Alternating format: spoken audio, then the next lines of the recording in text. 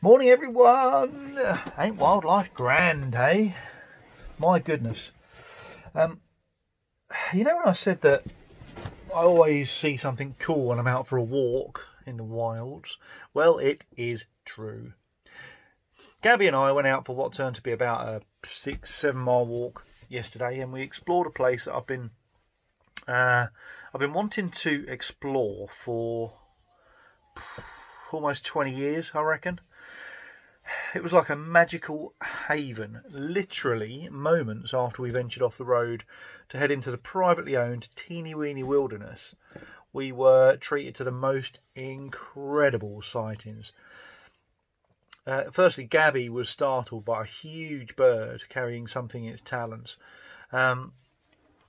We figured it was probably a buzzard, but it went into the trees and we couldn't see it.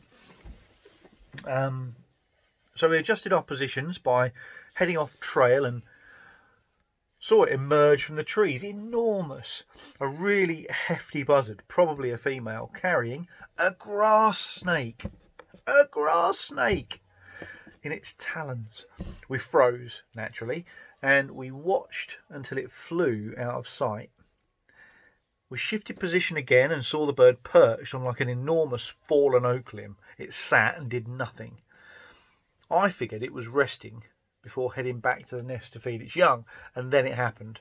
A young bird burst out of the canopy above the fallen limb, joined the older bird, and relieved it of its quarry. The mature bird, clearly a parent helping its young to branch out, had brought a food parcel for its infant. Super exciting, super exciting. And we were privileged enough to have seen it. Super privileged, and we would never ever have seen that had we not ventured into this little haven. I'm not going to tell you where it is because it is private land and it's not really the done thing. Anyway, the treasures continued to reveal themselves during our exploration of this miniaturized wildscape. Reed buntings, white throats and black caps, woodpeckers and mystical cormorants, bullfinches, missel thrushes, swifts and swallows, giant grey herons, tiny wrens, incredible wildflowers and pole dancing reed warblers on their Phragmites apparatus. Oh my. As if that wasn't enough, on the return journey we were treated with a mole crossing our path too, something I'd only a few days previous been talking about to a pal, having never seen one live in the open. I have now. We'd headed out early-ish to avoid the heat of the day, having Dash with us. Excuse me, 3 minutes I managed without a yawn there. I'd brought along plenty of water. But it wasn't needed because our route was punctuated with lots of doggy slurping opportunity, rivers and ditches and marshes and pools, and although the shade in the early part of the walk was lacking, on the return journey, when the sun was at its hottest, it was abundant. Dash was in his element throughout. I'd taken out his training lead, which is about 30 feet long, really huge training lead, and he at least got a flavour of being off lead. He's a little bugger, you see, so excuse me, sorry. So yeah, what he does, he tends to just take himself off for his own walk. He's perfectly safe. He's with the exception of the fact that if we're near roads, obviously, then he's okay. He's quite road sensible, but I think if he got a sniff or something, he would probably dart across, and I don't want him to get splattered. And I like to know where he is, so we don't tend to let him off the lead. I think I mentioned that before. But this 30-foot lead was brilliant for him. He really enjoyed sort of having the pseudo freedom of a really long lead. He just loved bounding through the deep grass. He looked like a young roe deer as he jumped over the foliage. So cool.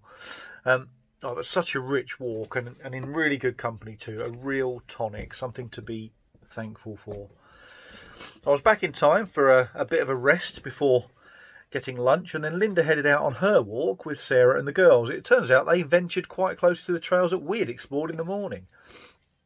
A brilliant day of exploration, except for Ashley, who has become something of a hermit.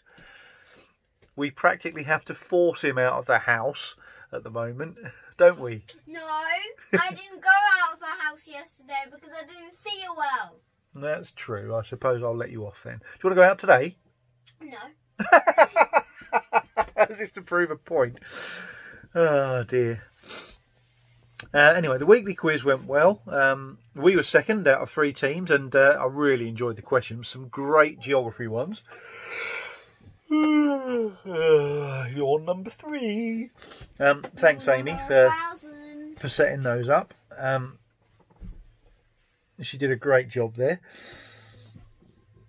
The Woodlands project got some sky time, and I've outlined the concept on paper, so I can develop that further when I have the time.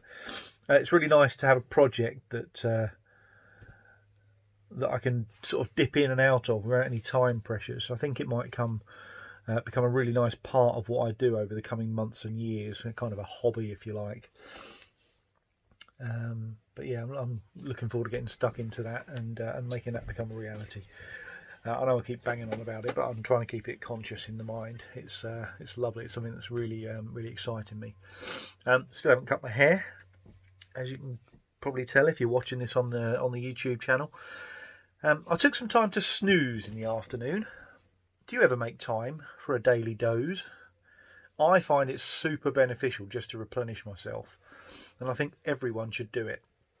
The Spanish siesta concept would be absolutely perfect for me, and that got me thinking about sleep and overthinking, because sleep is really important. I find it super important, and it escapes so many people. So if you're struggling to get to sleep, it's really important that you find some time to actually get some headspace during the day. And here's why. I went through a period of not being able to sleep because I used to let my job spill over into the evenings by checking my work mobile constantly and dipping in and doing little bits and bobs. And something would crop up that I had absolutely no control over until the following day. So I couldn't do anything but think about it. So I stopped doing that.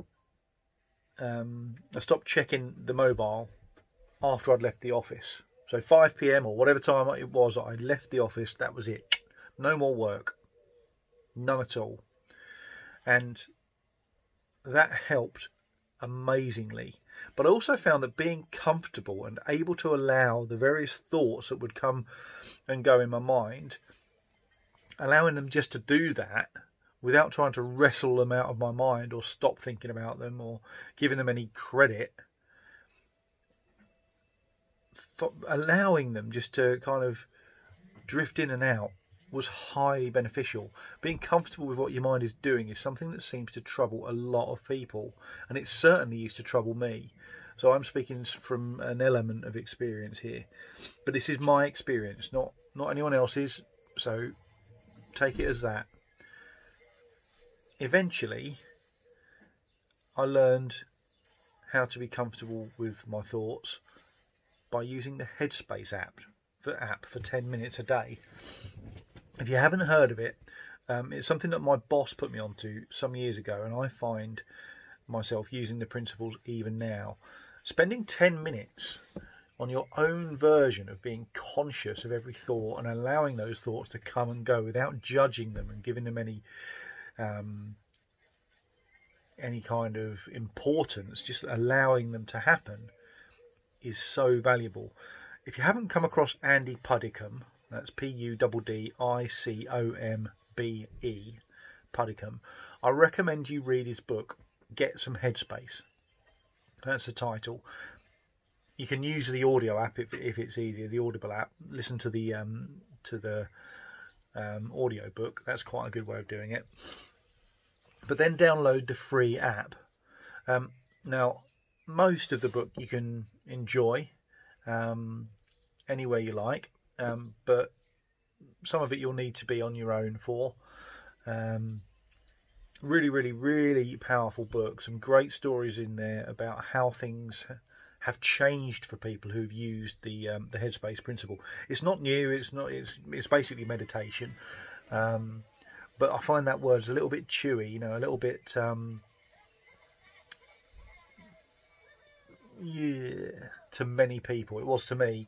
I'm quite comfortable with using the word now, because all meditation means is giving your mind the permission to do what it needs to do, and to be in the present, really. So download the app. The app will give you enough meditations or recordings to, and they're only 10 minutes long, like I said. It will give you enough of that just to get those thoughts into being. And if you find that you're able to, once you find you're able to master it, it is brilliant, because you'll actually find if you do it during the day, you learn the technique, and then as you're laying there at night, try to do it at night as well, and focus on what the narrator. I'll try and get that word out. The narrator, there we go. The narrator is telling you. It'll be a real struggle not to fall asleep. Not every time, but it will be really helpful. And if you can't sleep at night, sleep during the day. Just get some sleep. It's really, really, really important. Anyway, Sky Time is a really great substitute in the meantime. So use the sky we've got at the moment. It's a beauty. Just lay on your back in the garden, have a look at the sky, and just let your mind drift. That's all. Give yourself 5-10 minutes of doing that. An hour even. All this talk about sleep has me thinking I might install a day bed in the office. Have a beautiful, restful day today. Enjoy the sunshine, and maybe even have a doze. Big love, people.